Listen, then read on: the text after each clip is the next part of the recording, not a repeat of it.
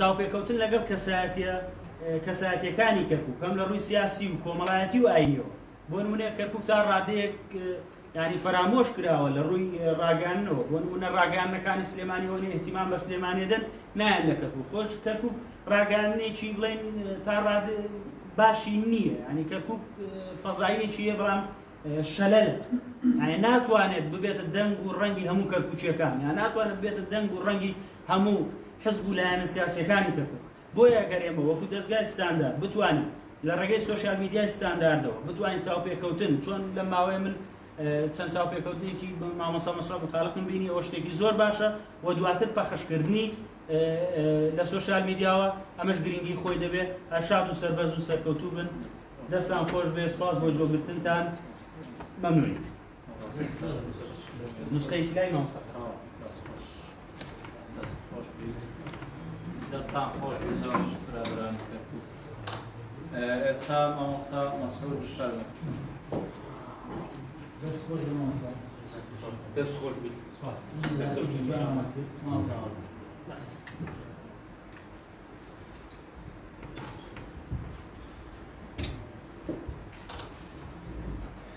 خی گەورە و میهرەبان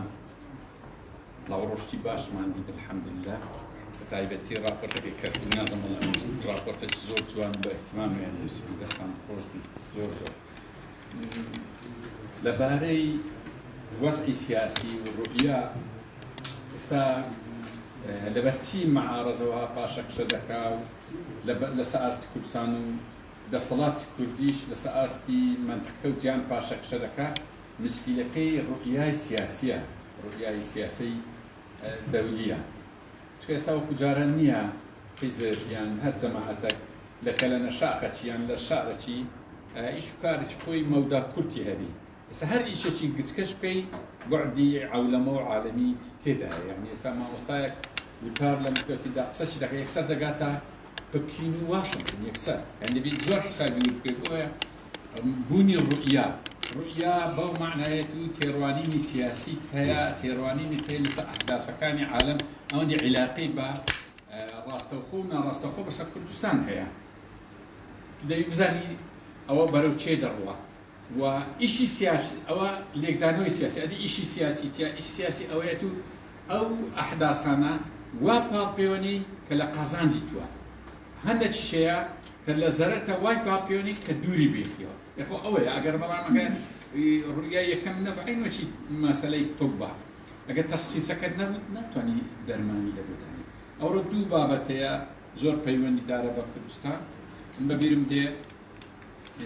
لە هەڵبژاردننی ڕابردوو مەبەستم نمونەی ڕوئیایە ترامپ لەسەر شاشەی تەلەڤیزیۆنی ڕوودا و بینیم کاندیدی کوردە ینی چەند بە هەڵەداچوونێکی مەترسیە ئەنگا لە بۆ دەستکەوتێکی کاتی برێنەوە و 4 ساڵەی لە کوردستان ڕوانگاکان ڕوانگەی زۆر حیزبی ئەنی پیشانی بیداکەوە پاڵپشتی فلان حیزب ما ئەوە جودایە بەس ناکرێەوە خەڵەتی بەو شێوازێ ئێستا لەو ڕۆژانەش عینی لەو میدیای نزیک لەوانە هەر دەمبینی زیاتر لای ترامپی بوو لە کاتێ تقریبا ئیجماعی کوردستانی هەبوو کە بايدن يعني على الاقل ترامب روش نقي باشتر يعني واش دشي رادي هوي خلشي ما زور سيشتي هيلا كردستان انه شوش اللي عندك شويه ديت النسوة زور زادن او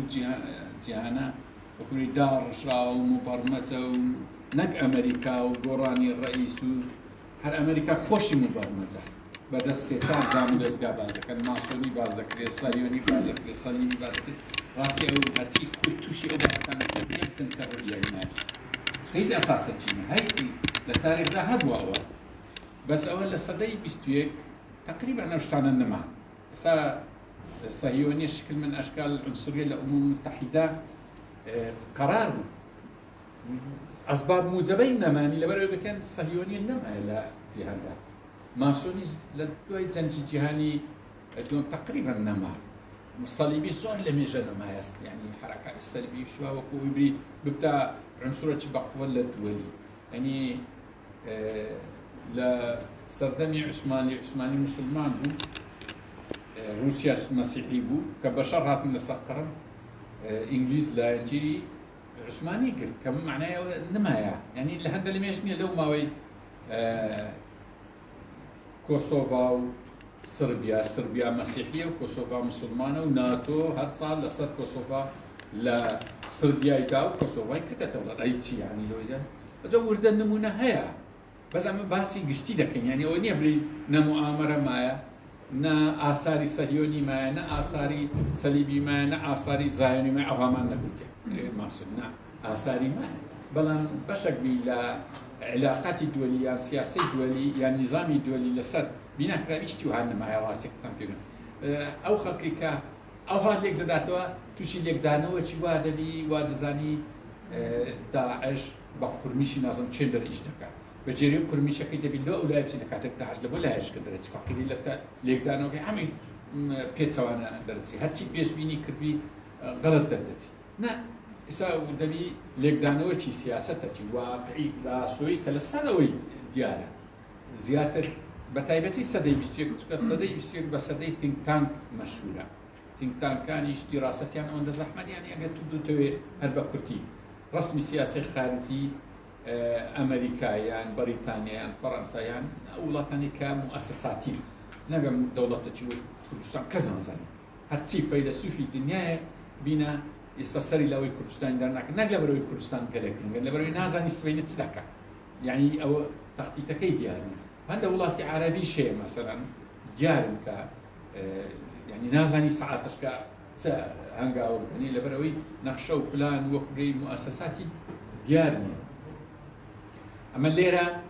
زۆر بەیجار کە باسی ڕوئیامان کردبی بە ڕای هەموو لایەکمان گەیشتن هەندە نەتیجە لەسەر ڕوئیا لەسەر شەرق ئەوسەط لەسەر دەوڵەتی کوردستان لەسەر چار مەدرسە ئەساسیەکەی عالەم لەسەر عەدالەت یعنی پێدا بوو یان ئەو کێشانەی کە هەیە لەسەر ئاین لەسەر پێکەوە ژیان هەمووی ڕوئیایش تقریبا هاو بەشمان هەیە دەتوانی وە تا ئەوەش ئەحداس کە دێت تحقیقی کرد ئەو دوو مەوزوعی ئەساسی ئەوڕۆ یەکیان هەڵبژاردننی ترامپ و بایدنا و پەیوەندی با کورد پەیوەندی بە ڕۆژهەڵاتی ناوەڕاست ئەمە چەند ڕۆژێک لەوە پێش گفتوگویەکمان کرد لەگەڵ مامۆستاکاوە یعنی تەوەقعەکانمان وها نەبوو زۆر بایدن باتەوە بەڵام متتەفق بووین هەموومان لەسەر ئەوەی کە ترامپ پیاوێکی خراپە بە کوردیەکەی دەورێکی زۆر زۆر خراپی دیت لە عالەم ئەو 4 ساڵەی هەر ینی هەمومان دەستمان وەکبری دڵمان لە ناو دەستمان بوو کە کورد چی بەسەردێ لەبەرەوەی بێ ساحب بوو ئەسڵ لە قەزەی کورد نەگەیشت بوو ئەمە گەرجێتەن لە لێدوانەکانی بی جارێک لەگە ئیتالیا قسەی کردبوو بۆ دوی ئەمریکا لە سەردەمی ڕۆمای قەدیمیش هەر دۆست بووینە یعنی خەڵکەش زۆر تووشی شۆ بوو ئەمریکا تاریخی ئەوەندا دوور درێژ نییە بە کوردی گوت و کورد لە سەردەمی زەنجی نۆرماندی لەگەر یعنی باسی شتی وای لەگە یعنی زۆر جار هەیە لە هیچ لێدوانێک نییە ئەوە مەئاخذی لەسەر نەوی ترامپ لەو 3-4 ڕۆژەش لەو هەڵبژاردنەی سلوکی ترامپ زۆر جوان بەدیار کرد بەڕاستی یعنی ئێستا سبەینی ترامپ و بایدن هەڵبژاردن بکەنەوە ئەو دەنگانەی ترامپ هینەتی نیوەی ناینتەوە لەبەرەوەی سلوکەکی زۆر زۆر ناحەزاری دوور لەگەر قیەمی ئەمریکا لە سەردەمی جۆرج واشنگتۆنەوە قیەمەکی عورفێک بێجگە لە قانون و دەستور بینا کردیە ڕاستی هەمووی هەڕۆشاندەوە بەگومان لەسەر دیموکراسی بەگومان لەسەر هەڵبژاردن و شەفافیەت کە هیچ ئەساسەکی واشی نەبوو و دەستبینین لەو چەند ڕۆژەی ڕابردوو ئەمە شتێکمان بڵاو کردووە لەسەر خراپیەکانی ترامپ زانی ترامپ لەبەرچی لە بۆ کورد زۆر خراپ بوو ئەو مەبادیانەی ترامپ لەسەری دەڕۆیشت ینی مەبدەی ئەی پێی دەگوترێت پەی پارەی دە و سیاسەتن لەگەڵ بکات بەرتیل بدا یان خاوەی بدا ڕاستی تا گەیشتە ڕادەی خاوێکی مامۆستا گۆران گوتی لە سعودیا لە دانیشتنەکەی ئیمزایان لەسەر 486 ملیارد دۆلاری کرد تقریبا 9 تریلیۆن 3 مەلەفیشیان لەگەدا یعنی پارە و هەڵوێست وەرگرتنیش پێکەوە لەسەر ئیخوان موسلیمی لەسەر مەلەفی تر کە ئەو سەرچەکڕینە لەگە هەڵوێست لەسەر ئیخوان مسلمین و حرەکاتی ئیسلامی و لەگەر حرەکاتی بەناو مقاومات و ئەوانە پێکەوە ڕەبت کرابوو لەلایەن ئەمریکا بەڵام ئەو وڵاتانەی خەلیج بەداخەوە ینی نازانم بۆ دەوڵەتی ئەمریکایەت و ناتوانانی هەڵوێستی لێ بکردە تا ئاخری فەرمەوە لە دەرنەچوو ئەو پارەیە هەموو ڕۆی بایدن دێوجارجارشک ئەمریکا وەردەجێتەوە بەنەو هەشتا دیسان دەبێت چینە مەسروفەشکە بکەنەوە ئیش بە پارە و مەسروف ئەو هەیە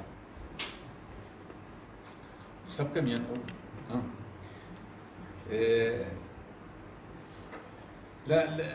لە نازم قسە کردم ڕاستکردنەوەی ڕاستکردنە لە ئەوانەی کە تعاملیان لەگەر ترامپی دەکرد بەڕاستی زۆربەی کۆمپانیەکان بوو تەبەقەی معەن بوو لە ئەو پێی دەگوترێت تەبەقەی برجوازی لەسەر ئاستی جیهانیش ئەو پێی دەگوترێت ئەبناء الشیمال ئەبناء الجنوب هەیە یعنی وەک دابەشێکی تەبەقی لە عالەم هەیە ئەوانەی شیمال کەمیەکن کەمایەتین ئەوانە داهاتی جیهان زۆر زیاتر تعاملی ترامپ لەگەر ئەوانە بوو و ئەوەی ڕاستەوخۆیەکانیش لە قەزیە کورتیز نەگەیشت ئەنی ئەمە بەپێی معلوماتی من وەفدێکی کورتی کە توانی ببیندەنە پێشتر چەند جار مەسئولی باڵای کورد دەویست ببینی نەیان هێز ببینی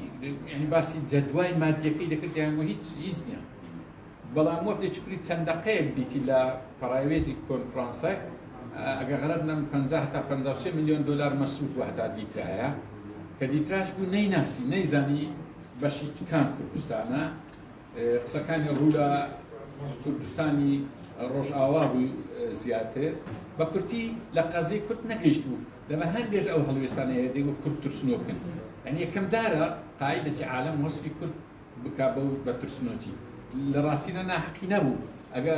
بە تێگەیشتنی ترامپیکە دەوڵەتی هەیە و لە سێچار لایەن و هەردێ و حیای کوردیشی بەڕاستی بۆی گوت وەڵامە پارەشیان دەدەینی و هەریشتین ینی ئەو گەلە ناخۆش بوو کوردیش ماڵ خراپ نەبووی ئەو هەموو پارە و پولێ هەیە هەر دەستپان دەکاتەوە لەبەر خەرجی هیچ شتەکەی نییە یەک مەبدەئی بکەی نییە لەوەی زیاتر بە کورتی فەرقی بایدن و ترامپی گەلە زۆرە یعنی بەراورد ناکرێت ئێستا چکە بایدن دەچێت ئەوەی خاص لەسەر بایدن دادنی ترامپ بێجگە لەوەی ڕاستەوخۆیەکە ناڕاستەوخۆیەکانیش دیسان تەأسیری گەلە زۆر بۆ نمونە کشانەوەی لە موسەساتی دووەلی ینی با ئەمە شتێک لە گوندە لە ناو مجەمەعات لە ناو تەجەموعات کاتێک کە قانون نامێ هەتاکە خراپیش بێ قانون ئەوەی فەقیر و هەژارە زۆر زەرەر لەبێ قانونی دەکات ئەوانەی بەهێزن یعنی زەرەری نییە با قانون نەبی بەخۆی قانون وەچی هۆبس لە کتێبی لڤیاتان دەرێ ینی بەخۆی قانونە چ مشکلی قانونی لە نەبوونی قانون دائیمەن ئەوانە زەرەر دەکەن کە فەقیرن هەژارن بێکەسن عەشیرەتی نییە بنەماڵی نییە لە عالەمیش عینی نیزامی دووەلی نیزامەکە ئەوە هیچ ڕەخنەمان زۆر لێ هەیە بەڵام ئەو نیزامە تا ڕادێکی باش پارێزرە بە تایبەتی نیزامی دووەلی لە پاش جەنگی سار تا ڕادێکی باش لە بۆ میلەتانی فەقیر خراپ نەبوو لە بۆ میلەتانی بێدەوڵەت باش بوو ئەم دووبارەی دەکەمەوە نسبیان باش بوو دەنا برین نیزامەکی میسالی و ستاندەردی نەخێت لەوانەش دەکشاوە نیزامی دووەلی خەریک گوتی کچی یعنی کوردیش خطابی ئەوەی نەبووە گەلەگە ئەمریکا دانیشی بێ ڕاستە ترامپ دەکشێتەوە لە منەظەمی سەحی عالەمییاندا هەر تەجەموعاتێکی عالەمی هەندێ بودجەی لەبۆ دەگەڕێتەوە بەس زەرەرەشی زۆریش دەکات چونکە قازانجی ئەمریکا بەشێکی زۆری لەسەر بوونی نیزامی دووەلیە بۆ نمونە هەر لە ئەلەکترۆنات ساڵانە 200 ملیاری قازانج ڕەنگە ئێستا زیاتر نمونەی تریەکە معقەدە یعنی دۆلار قیمەتی بین ئێستا لەبەر چی زێر هەستان زۆر جار جێم لە گفتوگویەکانی هەولێر ڕادەگرت ئەوانی باسی هۆکاری هەستانی زێڕیان دەکرد لەسەر دەوی ترامپ بەڕاستی زۆر دوور بوو لەو پوڵایە فەلسەفەی نقود یان ئەوە زێر و ئەوەی وەرەقەی نەقدی پێدرێن بزانیت چۆنە زێر یان ئەڵماس یان هەر مادەکی میتاڵی قیمەتی لەگە خۆی هەڵگرتیا علاقه بالنظام الدولي اونيا بس اوراقي مادي زور علاقه بالنظام الدولي بالدستور باستقرار بجري او امضاء لسر ذكر قوه تكليه كاتك نظام الدولي لرزق تري اوراق دي تخوار الزير هردستي يعني اول لبر ترامب برايي ما ام هرسن اختصاص شنيا بلان لا توارتي سياسي دولي وعلاقات دوليه كي اجا بايدن درتي لا باش او حفظا بين روجيكا ترامبيش حكم خويدكا زير لا باش وان استناع لا باش وان زير سب دي تقالي او نظريه ها او حقيقه شي زور قولونيا اعتماد كاتسام دو ماري خوي ويران كاو زير خوي وكان اوقات بجري روانجي سياسي دوليه اجا خلوني او همو تاثير كان ترامب لسر راستوخو لسر كردستان لدى هاتدا كيدتي وزع بكوري بلا مشي لريج لقى الدكتور كاميرا عندك سنة او فترة انتقالية تا ترامب لقى بايدن رغم ترسيها ام صح تزعم استا او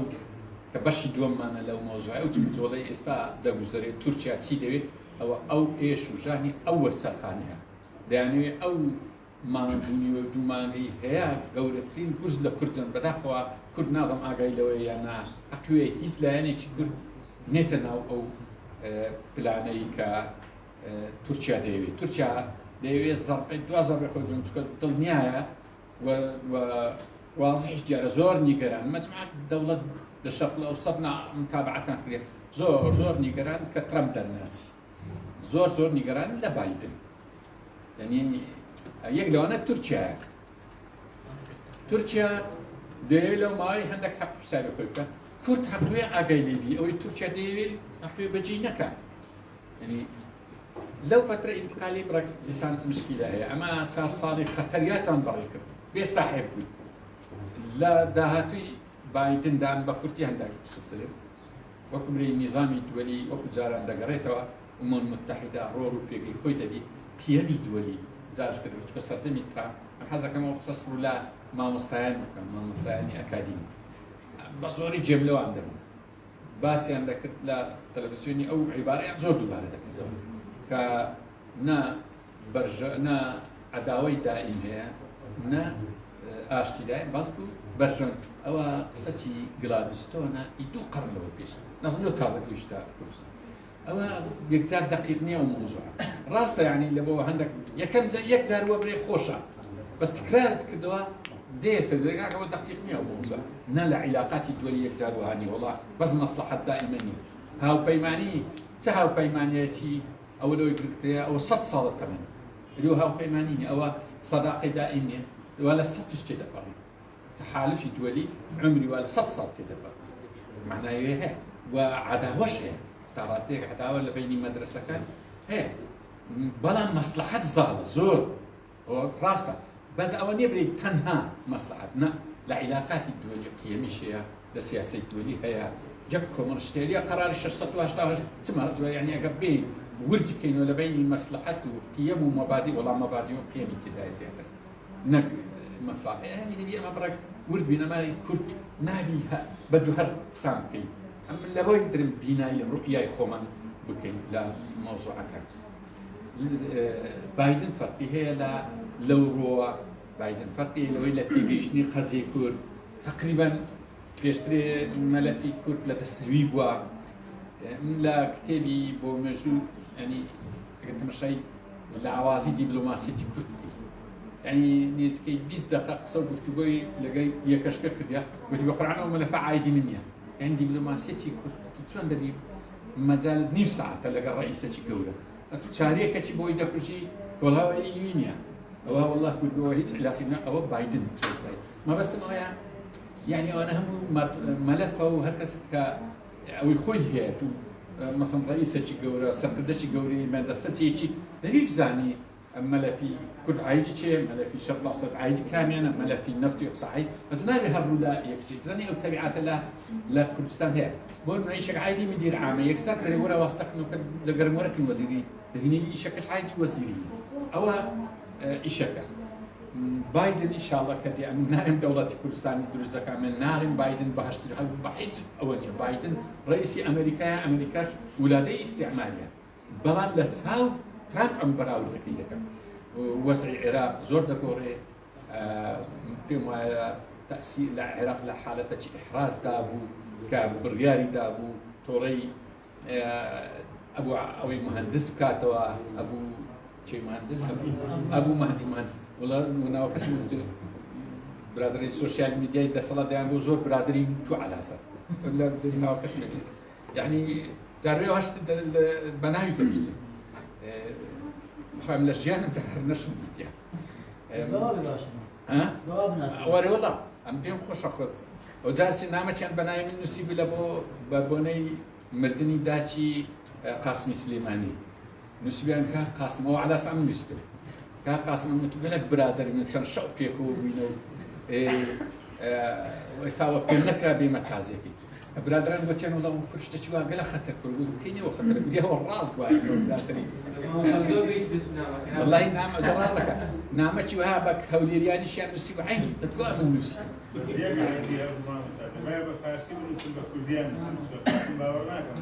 لا ولا نازل راسك أول بس يكم تاو بس يدوا درجيني كويس بس يدوا هرعيني لو موضوع ياك أما أول ما ترسمان هي أو بيستروج بيستفين روجا فروحهم كهيت رونا دا سرت دا كل كان هيت هلا نكان هل نخرتين با داوي تركيا رنجا أو هجمونيكا لسر شراتنا وراستو أو هم مجاز فقوريك كتديتي رنجا حدث لبو دادين من راستان تجرم أو يروشي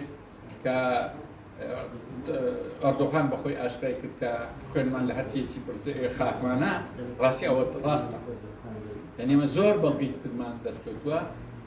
أردوغان نيازي زور خراب و أو الدكتور محمود إشباسي كا أجر باكا خلاص كا أو النوري هريمي أو أنا هم راستا تنزار طرحي كدي لقى عراق ورا أما لتياتي إيوا باسوانين كهريمي كردستان جدا نبتوها هردما تي إيوا هاتنا إيوا أما داك شينو العراق والله لو يتباشتر يعني مش من عراق من قوة لقى أو دوري تركيا أما خو هاش صالي يا كام دوري تركيا من في باش بو براستي أردوغان وحزبي عدالة وتنمية خدمتك تركيا كرد لبو هم باش بون لبو كرد باش بون بلام دعاء ورقة برادراني خوي ظلمي لبرادراني خوي ظلمي لفتح الله قلنك أجد دعاء ظلمي لكردش كده استا خوي توشي دولتين مجازفة كده لروشاراتنا وراس لأذربيجان لقى يونا لقى همو دوري بركي لمشكلة دعاء برای من هر حزب لکردستان خوی توشی مجازفاتی اردوغان بکه عین توشبونی مجازفاتی صدام حسین کدوایی فقیر یاسر عرفات توش بقى ببیرتان به هایچو ولو مردی شخوار رحمی بکه شو لما تاري الأردن أو كويت جرايا نوع وكان تو لقيم أجت اللي بيصير كردي كل شيء أو هاي اللي أجر بدو أو مجازفاتني أما بس كات خوي كومارك صار كردي كردمان كلو كبهلا داتشو لقى مصطفى كمال أتاتورك باسي زلفي بغزاد مان كرديا باسي برنزي زاد مان كردي باسي حسن خيري مان كردي يعني وايليني وشي حسن خيري بري أريجا مردم والله أصل أو موضوعها كده سهرة ما ستاندرج بلا مان كردوها لا اختيارتي قردي تركيا أو إلى بوباسكتين ناراست وقام براترك ما هنا إصلاح كردي هني هاد سوز أحمد هم زارت كنا شش برسالة من هذا مو يخد أو موضوع إلى بوينا قلت والله ودري حسن خيري كاتفوي وصيتي كرديا تكا تجي كرد وساواس حسن خيري مشهور هم تنبزان حسن خيري شيء سروتي فراكسيوني كرد وحفتاو دو برلمانتار من هبل سردني كمال أتاتورك دعاية ترتويرا بدرو حسن خيري أو أبو كلاسيتشي ذكر يبقى ما سيفر ما ناي لوزان ما لبو مؤتمري لوزان دعاك إعدامي كر أوتي لسر أوتي تجلش كرتي دبر أقل لي بخواي ترجع عيني وادا سر كذا كان يصدق أي تعاوني لقى كذا خلا بيرتان نتس ولا بيرش ما نتس ولا ريفراندوم تي بس كذا كان تي هو خائن يعني خائن لو يزيد معناه مستحقي إعدام كثير أو همي دوباره دكتور يعني حسن خيري لقيت اللي بي هل دم دوباره أجر بغلطي تعامل لقى علاقاتي إقليمية. وسيستك حسن خيري قوتي ئەمێن مادەم هەر ئیعدام دەکرێن لەسەر ڕێی ئامەد دیاربەکر بمشارنەوە لەسەر چێرەکەم بنووسن هەر کوردەک بێدا هەر بەردەکەم لە قەبرەکەی یعنی ئەوە بەڕاستی هەرچی تعامل لەگە ئەردۆغان کە ئەوڕۆ يعني لایەنی ئیسلامی بی لایەنی عەلمانی بی زۆر تەناگەلی بی لە کۆتاییدا بەڕێی تووشی ئەو وەسێتی لەبەرەوەی ئەو فترەیە زۆر دەبی ئاگامانی و ئەمەش یەکتر پاڵ نەدەین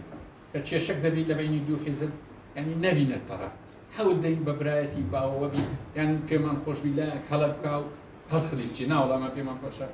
بەڕێک و پێچی بێن و بە برایەتی بێن و شەڕ نەکەن و مشکلەکەش ئەوەیە ڕاستی خۆشە يعني ئەمە ناوی بە تەعاتوف بکەین خەباتەکەی لە سەروی کوردستان خەباتێکی زۆر زۆر حەقە برایانی پارتی کرێکاران گەریلاکان کە لەوێ بەو کارە هەستاینە هەموو کورد قەرداریانە و هەموو کورد مەمنونیان دەستخۆشیان یەکەین هەر چەندە بڕەچی بە هەڵەیی کردیان ئەفکارەکیان وەرگتیا ئایدۆلۆژیایەکیان وەرگتیا ئەوە خۆیان و قەزەکەیان زۆر عادلە بەڵام دەکرێت دیموکراسی تر بن دەکرێت بە تەریقەکی تر مثلا جەناحی سیاسیان هەیە هەدەفا ئەو باشترە چکە بەس پەنابردن لە بۆ چەکی ماس چەکی سەدەی عەفدەیە چەکی تەکنۆلۆژیای داگیرکردن ئێستایە نەفەری لەناو کوونە شەق دەبن ئەو چەکە بەراورد ناکرێت هەقوێ ئەمەش ئەو عەقلێتە بەکاربێن عەقلێتی سیاسی ئەوە لە بەشی کوردستانی سەر و حەق خۆیتیان بە هەر شێوەیەک بەڵام کە دەیە کوردستانی خوارو ئەمە هەزار نەعەگلەیمان لە دەسەڵاتی کوردی و حکومەتەیە بەس وەکو بڵین حکومەتەکەیە دەسەڵاتەکەیە ئەتوو لە قەندیل حەق خۆتە چکە قەندیل ئەگە گەریلای لێ نەبی بەڕاستی دیارە داعش دێت ڕۆحی کوردی دەبا ئەوە لەوێ کە پارێزگاری لەوێ دەکەن ناعەق لە شەقێتی بەس ئەتوو بێزینی وەرتی و هەر ئیمنا و هەولێر ئیمنە و دهۆ کوسلێمە ئەوە ناوی برایانی پارتی کرێکاران دەبی لێرە ڕوخسەت وەرگری نابی من ڕوخسەت وەرناگرمە کوردستان خۆ بەدەستەمە نییە سنووری بینی تورکیا و بینی عێراق سنوورێکی دووەلیە و ئوموم متحیدە ئیقراری کردیە و لە مادەی دوو میساقی متحیدە ئەو بەدەست کورد نییە ئەگە بەدەست کورد وایە ئەو سنوورەمان هەر دەکردمان گۆ برایانی پارتی کرێکاران بە کەیف خۆت وەرێرە برایانی پارتی دیموکراتی کوردستان هەچوو بە کەیف خۆت هەروە دیاربەکر و هەروە مەهاباد هیچ لەگۆڕنە ئێستا سنوورێک دیاری کرێ يعني ئەو سنوورە ناکرێت و تەجاوز لێ ئەگەر تەجاوزی کرد دەبی ڕوخسەت لە دەسەڵاتی وەرگری ئەو دەسەڵاتێک لە کوردستان هەیە کە دێ ئەو منتیقانە دەبی بە موافقەتی ئەوان بین يعني ئەوە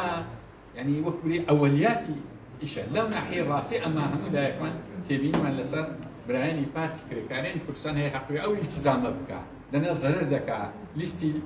يعني یەک لەو ڕەخنانەکە بە پێشمان گوتینە معقولات ئەو هەم مەزلوم بی بە زاڵم پیشاندرێت نست ناوێت لە لیستی تیرۆر لە عالم تۆمارکراوی تورکیایەکی ئەوها زاڵم ئێرانەکی ئەوها چاوسێنەر عێراقەکی ئەوها داگیرکار سووریایەکی ئەوها دیکتاتۆر و پیس ئەوە ناویان لە تیرۆر نەبی بەڵام حرەکەتی کوردی ناوی ئێوە دەبی ئینسان بە خۆدا بێتەوە بۆ حەقی وایە بە خۆدا بێتەوە بەڵام ئینشاڵڵا هەر بە خۆشدا دێن ئەوە لەلایەک لەسا پارتی کرێکارە هەرچی بەشی دومە پارتی دیموکراتی کوردستان ئەوە بە هیچ جۆرێک قبول نییە دەست لە بۆ چەک و بە حتا ئەوانیش ئەگەر تەجاوزیان ڕێگەی تر گەلە زۆرە و خاستن لەو دەم دەستەدا بە قسەی تورکیا لە کاتە تورکیا هێزێکی زۆری هینایتە ناو هەرێمی کوردستان و بە ئاشکرا لە بۆ تێکدانی هەرێمی کوردستان ئەتوو برێ دەبێت و بڕۆی بەڵام نەرەیە تورکیای بڕۆی دەبی دەجار برێ تورکیای بڕۆی جارێک بە کەس برێ ئەو منتیقانە ئیتونیە خۆی ئەو هەیە ئیش ئەگەر ڕاستی جوانی دەوێت ئەو هەیە بەزە تو یەک قسەی لەسەر تورکیا نەکەی تورکیا هەزار ئیشەکە لە بۆی داپۆشی نازم جوان جێتان لەگەل لە لێ جوانەکانی گەنجی لە تورکیا بە تیاری لە قەسرەیە کوشت لە قایمیان دەپرسی لە سەرۆکایەتی هەرێم سەرۆکوەزیران دەپرسی ئەرێکی و دێنوەڵا نازانین چی تورکیا بە خۆی دەگۆم کوشتی کرد بەڵام قنبلەکی مەجهول دەتەقیتەوە ڕەنگە و قنبلەی سەردەمی بەعزی ڕەنگە پاکەکە دایناکتەوە ڕەنگە کورد بە خۆشی دایناکتەوە ڕەنگە تورکیا دایناکتەوە ئەوانە هەموو یەکسەر دەرێەوە پاکەکەیە یەکسەر تەقینەوەی بۆ دەرێ پاکێ ئیدا ئەوەی ئەوهاش لەگەڵ تورکیا بکە یعنی ئەوانە هەموو واضح دیارە شەرفرۆشتنەک هەیە لەلایەکی يعني براسي انسان اجا صراحه نبي وخاي نيوجيش كده او شرف رسنا تركيا اما دبي اجا دبي بورتي اجا كرد بي اما دتاني نيوجي وشتي شان بيني بي والله كتركيا نيوجي ناكري وتركيا باباليا دي أو ما حسابات خويبكا زخد لقيادات كل دكا قيادات كل دي ناشرين بكا إيشة جوري بيبكا ودواء سباس شناك وزور تهتكش أو معانا من رنج الشريان بيبكا استبيشتري يك زموزولي بكا ويا تيارة دقيشتي ليد ده استا لو تي شري براكو جي تيارج ناي دي بخوي يعني يكتر بكشنو أو دور كلتو يعني حق ويا ملة كل تيبي وشري نكي تيتر أجا بيشتري يعني شر شيء كبيا لبو يكتريان سواري حميدي والله هم سواري حميدي كيما شيء لا استازيات سواري حميدي بو شرطي إشي كا إبراهيم ميلي باشا سرچيبو قوتي من شري كافران دكان ولو قصا مصطلح استوا قصيوية دلتي قوتي بلان شري ناو خوي كردان بهيز عقنايكا نشك يك شر كردان يعني سواري حميدي أو شرفيان أبو هاتنا إيش كان ناشرين بو يعني معناه بابارا شرقي ونايشي لا دقات نزيق مرتزقة وناقات يعني مرتزقة هم شتشتك أوان نكد يك شرقان اللي بيكون وإبراهيم ميلي باشاشكا إنخراج 1908 كرا هري وشانبو وتما وعاهدك مع هابو كدفاع لا همو عثماني كي استا دفاع للعثماني نما جماعات شي زور خراب على مصر وهر اواني سواري حميدي جبل ابراهيم ميلي باشا انا حركان دس بيك شتي زور قوي يعني تعلق الاو كيماني سواري حميدي سنا حزبك كردستان كان بباشي نابين دريتوا كبري والله الشر يبرا كشي حرام ونايكم بوشت الا برلمان تحريم تزريم كراي موضوع أكيد دور دريش ترى والله بس وزن مرتكب جريمة دكتور سالم تمشى كل تاي هاتيه باش ترى تسبق والسلام عليكم ورحمة الله وبركاته.